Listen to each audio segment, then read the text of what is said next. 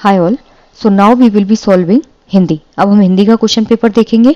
2019 का question paper है, UTET का है, उत्तराखंड टेट। ठीक है, जिन्होंने लैंग्वेज 1 हिंदी ली थी उनके लिए है, लेवल 2 वालों का है। राष्ट्रीय स्तर पर जो हिंदी है उसको विकसित करने का निर्देश संविधान के किस अनुच्छेद में है? तो जो राष्ट्रीय स्तर है उस पर हिंदी को विकसित करने का जो निर्देश है वो संविधान के आर्टिकल 351 में है। अगर आपसे पूछा जाए कि हिंदी जो है वो कौन से आर्टिकल के अंदर आती है तो वो है आपका 343। लेकिन राष्ट्रीय स्तर पर जब पूछा जाए कि हिंदी को विकसित करना तो यहाँ आपका आंसर होगा article number 351। So the option number 4 will be correct. Next है, निम्नांकित में से कौन सा युग्म सही है? मुंशी सदा सुखलाल प्रेम सागर, इंशा अल्लाह खां रानी केतकी की कहानी, लल्लू जी लाल सुखसागर, सदल मिश्र प्रेम चिंगारी। ठीक है, तो यहाँ पे आपको बताना है कौन से ऑथर ने कौन सी बुक जो है उसको करेक्टली लिखा है। तो मुंशी सदा सुखलाल प्रेम सागर, इंशा अल्लाह खां रानी केतकी की कहानी, लल्लू जी लाल सुखसागर, सदल मिश्र प्रेम चिंगारी। ठीक है, अगर आपसे पूछा जाए रानी केतकी की कहानी किसने लिखी है तो रानी केतकी की कहानी लिखी है इंशा अल्लाह खां ने। ठीक है, फिर अगर आपसे पूछा जाए कि जो लल्लू लाल हैं उनकी रचना का क्या नाम है तो लल्लू जी लाल ने लिखी है प्रेम सागर। ठीक है, इसको आप याद कैसे रख सकते हो? प्रेम में लोग अक्सर कैसे हो जाते हैं? लल्लू हो जाते हैं, तो लल्लू जी लाल प्रेम सागर। क्लियर? सुख सागर और जो सुख सागर है वो किसकी कविता है? सुख सागर है आपकी मुंशी सदा सुखलाल। ठीक है, यहाँ नाम में क्या है? सुख, और यहाँ क्या है? सुखलाल, सुख सागर। ठीक है, तो मुंशी सदा सुखलाल की कौन सी होगी? सुख सागर। लल्लू जी लाल प्रेम सागर, इंशा अल्लाह खां रानी केतकी की कहानी, सदल मिश्र की जो रचना है उसका नाम है नासिकेतोपाख्यान। ठीक है, नासिकेतोपाख्यान, ये है आपकी सदल मिश्र की कहानी। ठीक है, इसमें जो नासिकेतोपाख्यान है उसमें नचिकेता ऋषि जो है उनके बारे में इनका वर्णन किया गया है। ठीक है, इसका जो मूल रूप है वो किस में है? यजुर्वेद में। क्लियर? तो आई जस्ट होप कि आपको यहाँ तक चीजें क्लियर है। मुंशी सदा सुखलाल, सुख सागर, इंशा अल्लाह खां रानी केतकी की कहानी, लल्लू जी लाल प्रेम सागर, सदल मिश्र नासिकेतोपाख्यान। नासिकेतोपाख्यान में क्या है? नचिकेता ऋषि जो है उनके बारे में वर्णन किया गया है। इसका मूल रूप कहाँ है? यजुर्वेद में। तो इसका करेक्ट आंसर क्या होगा? Option number 2। ठीक है, सही पूछा है तो क्या होगा? इंशा अल्लाह खां रानी केतकी की कहानी। निम्नांकित में से महाप्राण व्यंजन युग्म कौन सा है? आपको दो चीजें मालूम होंगी, एक होता है अल्प प्राण और एक होता है आपका महाप्राण। ठीक है, जो अल्प प्राण होता है ना वो 1 नंबर, 3 नंबर और 5 नंबर, 1, 3, 5 नंबर पे जो भी आपके व्यंजन होते हैं वो होते हैं आपके अल्प प्राण, और महाप्राण जो होते हैं वो 2 और 4 नंबर पे होते हैं। अब च जो है वो पहले नंबर का वर्ण है, च, छ, ज, झ, न। त जो है वो भी पहले नंबर का है, त, थ, द, ध, न। ट, ठ, ड, ढ, न। तो ट तो इसमें अल्प प्राण हो गया, लेकिन ठ इसमें क्या है? महाप्राण। ट क्या होगा? अल्प प्राण। च क्या है? अल्प प्राण। ट क्या है? अल्प प्राण। प, फ, प क्या है? अल्प प्राण। फ क्या है? महाप्राण। क, ख, ग, घ दोनों ही क्या है? ये दूसरे नंबर का है और ये चौथे नंबर का है, ये दोनों ही क्या हो जाएंगे? महाप्राण। ठीक है, तो यहाँ क्या होगा? Option number C will be correct. Clear? महाप्राण होते हैं दूसरे और चौथे नंबर का वर्ण। अगर आपसे महाप्राण नंबर में पूछा जाए तो महाप्राण की जो संख्या होती है ना वो कितनी होती है? 14। ठीक है, महाप्राण कितने होते हैं? 14। महाप्राण व्यंजन एग्जैक्टली होते क्या हैं? जिनके उच्चारण में मुंह से ज्यादा हवा निकलती है। ठीक है, जैसे ह, ध, भ, थ। ठीक है, जितने भी पहला, तीसरा और 5वें वर्ण होता है उन्हें हम बोलते हैं अल्प प्राण, और महाप्राण ध्वनियां जो होती हैं दूसरे और चौथे महाप्राण होते हैं। जो महाप्राण वर्ण होता है उन्हें ही हम ऊष्म वर्ण भी बोलते हैं। ठीक है, कौन कौन से महाप्राण होते हैं? ख, छ, ख, घ, छ, झ, ठ, ढ, थ, ध, फ, भ, श, स, ह। ये क्या होती है? आपकी महाप्राण ध्वनियां। आई जस्ट होप कि यहाँ तक आपको क्लियर है। तो यहाँ इसका करेक्ट आंसर क्या होगा? ऑप्शन नंबर 3, महाप्राण 2 और 4, अल्प प्राण 1, 3, 5। ठीक है, वाचस्पति शब्द में कौन सा समास है? तो जो वाचस्पति शब्द है उसमें कौन सा समास होगा? आपका अलुक तत्पुरुष। ठीक है, यहाँ कौन सा समास होगा? आपका अलुक तत्पुरुष। नन तत्पुरुष क्या होता है? जिसमें शुरुआती जो वर्ड होता है वो ना से शुरू होता है, यानी कि ना उपसर्ग लग के उसमें शुरुआत होती है। जैसे अनादि, अन्याय, नास्तिक, निर्देश, निर्बल, इन सब में क्या है? न, मतलब नेगेटिव चीज है। और अगर हम बात करें अलुक तत्पुरुष, अलुक तत्पुरुष क्या होगा? वाचस्पति जो है इसका समास विग्रह क्या होगा? इसका समास विग्रह होता है वाच का पति, यानी कि वाणी का पति, ठीक है। और जो अलग अलग तत्पुरुष समास होता है उसमें कारक चिन्ह का लोप नहीं होता है, जैसे मनसिज, निश्चिर, ये सब क्या होते हैं, इनमें जो कारक चिन्ह है उसका लोप नहीं होता है, ठीक है। नेक्स्ट है निर्वेद किस रस का स्थायी भाव है? करुण, शांत, वीर और अद्भुत। तो जो निर्वेद होता है वो हमेशा शांत रस का स्थायी भाव होता है, ठीक है। तो यहाँ क्या होगा, option number B will be correct. करुण अलग होता है, वीर आपका वीर रस होता है, अद्भुत अलग होता है, अद्भुत आश्चर्य होता है, ठीक है। करुणा दया होती है, वीर आपका साहस होता है, लेकिन शांत का क्या होता है, निर्वेद, जिसमें आप बिल्कुल न्यूट्रल हो जाते हैं, ठीक है। नेक्स्ट है आपका दृक ऊर्जत टूटत कुटुम जुरत चतुर्चित प्रीति।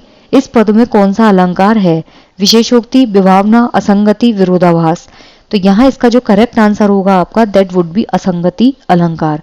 असंगति होती है जिसमें दो चीजें बिल्कुल अपोजिट होती है, विरोधाभास नहीं, विरोधाभास में दोनों ही स्टेटमेंट एक दूसरे के कॉन्ट्राडिक्टरी होते हैं, लेकिन असंगति में क्या होता है, चीजें बिल्कुल अलग होती है। जैसे यहाँ पे क्या है, द्रग उर्जुत टूटत कुटुम जुरुत चतुर्चित प्रीति, मतलब चतुर प्रेमी जो होते हैं उनके चित्त तो जुड़ जाते हैं, लेकिन जो दुष्ट हैं उनके हृदय में क्या होती है, गांठ पड़ जाती है। अब प्रेम में क्या होता है, उलझते क्या है, नैन उलझते हैं, लेकिन परिवार क्या होते हैं, टूट जाते हैं। तो दो चीजें क्या हुई, अलग अलग हुई। उलझी क्या चीज इसमें, आंखें, ठीक है। प्रेम में क्या होता है, आंखें उलझती हैं, ठीक है, नयन उलझते हैं, लेकिन टूटता क्या है, परिवार टूट जाता है, ठीक है। चित्त किसके जुड़ते हैं, चतुर प्रेमियों की, लेकिन गांठ किसके हृदय में पड़ती है, दुष्टों के हृदय में, ठीक है। तो असंगति अलंकार क्या होता है, जिसमें दो चीजों का वर्णन होता है लेकिन उनका जो कारण होता है वो कार्य संबंध होता है। जैसे आपने एक पढ़ा होगा, हृदय घाव मेरे पीर रघुवीरे, घाव तो लक्ष्मण के हृदय में है पर पीड़ा किसको हो रही है, राम भगवान को। तो यहाँ क्या है, असंगति अलंकार। तो यहाँ क्या होगा, option number 3 will be correct. निम्नलिखित में से कौन सा वाक्य जो है वो कर्मवाच्य है? वह दिन भर सोता रहा, लता से पत्र पढ़ा ही नहीं गया, दिनेश ने अच्छा खेल खेला, मुझसे बोला ही नहीं गया। वाच्य जो होते हैं वो 3 प्रकार के होते हैं, कर्तृवाच्य, कर्मवाच्य और एक होता है आपका भाववाच्य, ठीक है। कर्तृवाच्य होता है जिसमें कर्ता की प्रधानता होती है, कर्मवाच्य होता है जिसमें कर्म यानी कि जो आप काम कर रहे हो वो प्रधान होता है, भाववाच्य जिसमें आप भावना जो है उसको प्रायोरिटी देते हो। जैसे अब यहाँ कर्मवाच्य पूछा है, वह दिन भर सोता रहा, ये क्या है, कर्तृवाच्य। क्यों? क्योंकि वो दिन भर क्या कर रहा है, सो रहा है। एक विधान स्टेटमेंट है, सिंपल स्टेटमेंट है। दिनेश ने अच्छा खेल खेला, यहाँ प्रधानता किसको दी है, कर्ता को, तो ये दोनों क्या हुए, कर्तृवाच्य। मुझसे बोला ही नहीं गया, जब आपसे बोला ही नहीं गया मतलब जहां पे नहीं शब्द आ जाता है ना, जैसे मुझसे बोला ही नहीं गया, तो यहाँ क्या होगा आपका भाववाच्य हो गया, ठीक है। क्यों? क्योंकि उनसे बोला ही नहीं गया। लेकिन यहाँ देखिए, लता से पत्र पढ़ा ही नहीं गया, यहाँ क्या है, पत्र है। लता से क्या नहीं पढ़ा गया, पत्र नहीं पढ़ा गया, तो यहाँ क्या होगा आपका कर्मवाच्य। So the option 2 will be correct. लता से क्या नहीं पढ़ा गया, लता से पत्र पढ़ा ही नहीं गया, ठीक है। नेक्स्ट है आपका क्वेश्चन नंबर 38। छछुंदर के सिर में चमेली का तेल लोकोक्ति का सही अर्थ क्या है? गंजे के सिर में सुगंधित तेल लगाना, दान के लिए अयोग्य पात्र, अनपढ़ व्यक्ति के हाथ धन लगना, अयोग्य व्यक्ति को अच्छा पद मिलना। तो छछुंदर जो है उसके सर में चमेली का तेल, यहाँ क्या होगा, जब कोई अयोग्य व्यक्ति होता है उसको जब कोई आप अच्छा पद दे देते हो, जो नॉन डिजर्विंग कैंडिडेट है उसको जब आप एक बहुत अच्छा डेजिग्नेशन दे देते हो, तब इस लोकोक्ति को यूज किया जाता है, छछुंदर के सर में चमेली का तेल। So the option 4 will be correct. कुविंद जो है उसका समानार्थी शब्द बताइए। कुविंद माली, दर्जी, जुलाहा और कुम्हार। तो कुविंद जो होता है उसका समानार्थी शब्द होगा आपका जुलाहा, ठीक है। तो यहाँ क्या है, option number 3 will be correct. झंडा गीत, झंडा ऊंचा रहे हमारा के रचनाकार का नाम बताइए। राम प्रसाद बिस्मिल, श्यामलाल पार्षद, गोपाल दास नीरज, श्याम नारायण पांडे। तो यहाँ इसका करेक्ट आंसर होगा श्यामलाल पार्षद, ठीक है। यहाँ आपसे क्या पूछा है, झंडा जो गीत है, झंडा ऊंचा रहे हमारा, इसके रचनाकार कौन है? इसके रचनाकार हैं आपके श्यामलाल पार्षद। सो the option 2 will be correct. Vidyapati की पदावली किस भाषा में है? जो विद्यापति हैं उनकी पदावली यहाँ पूछी गई है कि किस भाषा में। विद्यापति ने संस्कृत में भी लिखा, विद्यापति ने अवहट्ट लैंग्वेज में भी लिखा, और विद्यापति ने मैथिली में भी अपनी काव्य रचना की, ठीक है। कीर्तिलता और कीर्ति पताका, इनकी 2 रचनाएं हैं, एक है कीर्तिलता और एक है आपकी कीर्ति पताका। ये दोनों किस में लिखी है इन्होंने? अवहट्ट में, ठीक है। कीर्तिलता, कीर्ति पताका दोनों किस में है? अवट में। पदावली जो है वो इनकी एक हिंदी रचना है और यही है जिसकी वजह से ये फेमस हुए थे। तो पदावली को इन्होंने किस भाषा में लिखा है? मैथिली भाषा में। ठीक है, तो यहाँ इसका करेक्ट आंसर क्या होगा? Option number B. इनकी और भी रचनाएं हैं, भू परिक्रमा, पुरुष परीक्षा, लिखनावली। ठीक है, नेक्स्ट है प्रेम शक्ति से चिर निरस्त्र हो जाएगी पाशवता, उक्त पंक्ति में कौन सा काव्य दोष है? प्रेम शक्ति से चिर निरस्त्र हो जाएगी पाशवता, उक्त पंक्ति में कौन सा काव्य दोष है? काव्य दोष होता है जिसमें आप काव्य को पढ़ते वक्त उसमें एक हर्डल आता है, मतलब एक ब्रेक आता है। वचन दोष है, कारक दोष है, संधि दोष है, प्रत्यय दोष है। तो यहाँ पे इसका जो करेक्ट आंसर होगा वो क्या हो जाएगा आपका? प्रत्यय दोष। ठीक है, दोष क्या होता है? बेसिकली दोष होता है जहां पे आप जब भी कोई काव्य पढ़ते हो तो काव्य पढ़ते वक्त उसमें एक अजीब सी मतलब कमी आ जाती है, तो उसे हम बोलते हैं आपका दोष। ठीक है, जैसे वचन दोष होता है, वचन को लेके अगर दोष है, एक वचन या बहुवचन में, कारक को लेके दोष है, संधि को लेके दोष है। ठीक है, तो वो सब क्या होते हैं? आपके दोष होते हैं। तो यहाँ क्या होगा आपका? प्रत्यय दोष वुड बी करेक्ट आंसर। काव्य में अलंकार संप्रदाय का आदि प्रवर्तक किसे माना जाता है? जो काव्य होते हैं उसमें अलंकार का मेन काम होता है किसी भी काव्य को और ज्यादा खूबसूरती प्रदान करना। तो अलंकार संप्रदाय का आदि प्रवर्तक माना जाता है भामह को। ठीक है, तो यहाँ इसका जो करेक्ट आंसर होगा that would be option number B. Next है आपका अतीत के चलचित्र के रचनाकार का नाम क्या है? अतीत के चलचित्र रचनाकार का नाम है धर्मवीर भारती, महादेवी वर्मा, मन्नू भंडारी, उपेंद्र नाथ अश्क। तो यहाँ इसका जो करेक्ट आंसर होगा that is your option number B. जो महादेवी वर्मा है उनकी रचना का नाम क्या है? अतीत के चलचित्र। अधिकार खोकर बैठना यह महादुष्कर्म है, न्यायार्थ अपने बंधु को भी दंड देना धर्म है, उक्त पंक्ति किस काव्य से उद्धृत की गई है? तो यहाँ जो इसका करेक्ट आंसर होगा that is option number C. Jayadrath Vadh जो है उसमें लिखा गया है कि अधिकार को अगर आप खो बैठते हो तो ये एक बहुत बड़ा पाप होता है, यानी कि दुष्कर्म है। ठीक है, अपने अगर न्याय के लिए आपको किसी अपने को भी दंड देना पड़े तो वो भी क्या है? धर्म है। तो ये कहाँ है? जयद्रथ वध। Option number 3 will be correct. Hindi काव्य में प्रयोगवाद का प्रवर्तक किसे माना जाता है? हिंदी काव्य में प्रयोगवाद जो है उसका प्रवर्तक माना जाता है अज्ञेय को। सो the option 3 will be correct. अब है दिए गए पद्यांश को पढ़कर पूछे दिए गए प्रश्नों के सर्वाधिक उपयुक्त वाले विकल्प का चयन कीजिए। ओ चिंता की पहली रेखा अरि विश्व वन की व्याली, ज्वालामुखी स्फोट के भीषण प्रथम कंप की मतवाली, हे अभाव की चपल बालिके री ललाट री खल रेखा, हरी भरी सी दौड़ धूप ओ जलमाया की चल रेखा। ओ चिंता की पहली रेखा अरि विश्व वन की व्याली, इस पद में कौन सा अलंकार है? तो यहाँ क्या पूछा है? ओ चिंता की पहली रेखा अरि विश्व वन की व्याली, इस पद में कौन सा अलंकार है? तो यहाँ कौन सा अलंकार है? रूपक अलंकार। ठीक है, उपमा होता है, रूपक होता है। उपमा में क्या होता है? हम किसी चीज से उसका कंपैरिजन करते हैं, जैसे शेर की तरह से लड़ना, चांद जैसा मुंह। और रूपक में क्या होता है? हम डायरेक्ट उस चीज को उसमें इम्पोज कर देते हैं। जैसे ओ चिंता की पहली रेखा, मतलब चिंता की जो पहली रेखा है, अरे विश्ववन की व्याली, पूरे संसार की क्या है? वो व्याली है। तो यहाँ आपने डायरेक्ट एक चीज को दूसरी चीज में इम्पोज किया है। तो यहाँ क्या होगा? Option number B will be correct. जल माया की चल रेखा किसे कहा गया है? तो जल माया जो है उसकी चल रेखा किसे कहा गया है? विश्ववन की व्याली को, अभाव की चपल वालिका को, चिंता की पहली रेखा को, ललाट की खल रेखा को। जल माया की चल रेखा क्या है? चिंता की पहली रेखा। So the option C will be correct.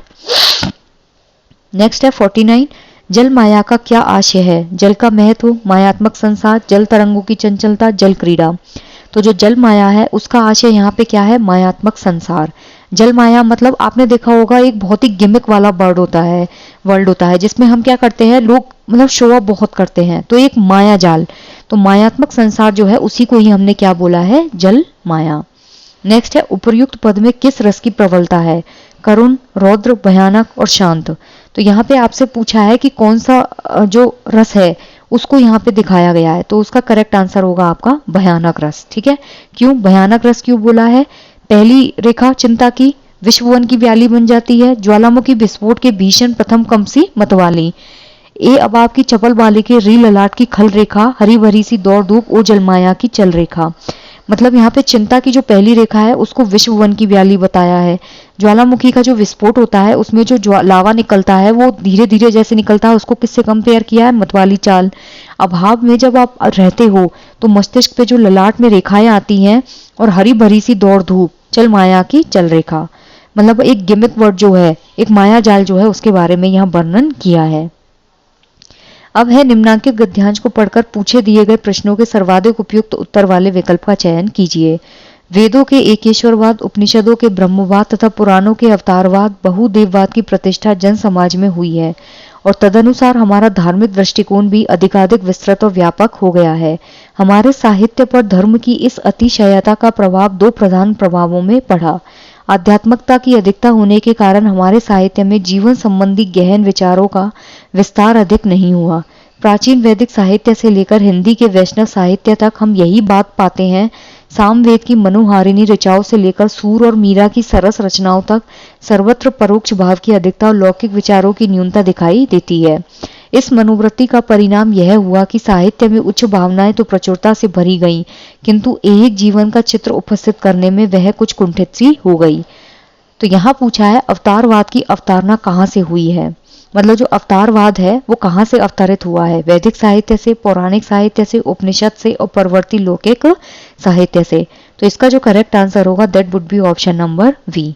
जो अवतारवाद है उसकी अवतारणा कहाँ से हुई है, पौराणिक साहित्य से। So the option number B will be correct. Next है हमारे धार्मिक दृष्टिकोण के व्यापक होने का मूल कारण क्या है। उसकी उद्भावना वेदों में होने के कारण, इसलिए कि यह मूलतः जनमानस में प्रतिष्ठित हुआ, इसमें उदारवादी चिंतन समाहित है, इसमें आध्यात्मिकता और ऐहिक तत्वों का समावेश है। तो जो धार्मिक दृष्टिकोण है उसके व्यापक होने का मूल कारण क्या है, इसका करेक्ट आंसर होगा कि ये मूलतः यानी कि मेनली जो है वो जनमानस में ही प्रतिष्ठित हुआ। ये मेनली कहाँ से हुआ, जनमानस में ही ये प्रतिष्ठित हो गया। So the option B will be correct. हमारे साहित्य में लौकिक विचारों की कमी का क्या कारण है। हमारा जो साहित्य है उसमें जो लौकिक विचार हैं उनकी कमी का कारण क्या है। आध्यात्मिक पक्ष की प्रबलता, लौकिक पक्ष से अनविज्ञता, पलायनवादी दृष्टिकोण, बहुमुखी दृष्टिकोण का अभाव। तो यहाँ इसका करेक्ट आंसर होगा ऑप्शन नंबर ए, जो आध्यात्मिक पक्ष है उसकी प्रबलता। हमारे साहित्य में जो लौकिक विचार है उनकी कमी का क्या कारण है, आध्यात्मिक पक्ष जो है वो क्या है, प्रबल है, इसलिए लौकिक विचारों की कमी का ये कारण है। क्लियर।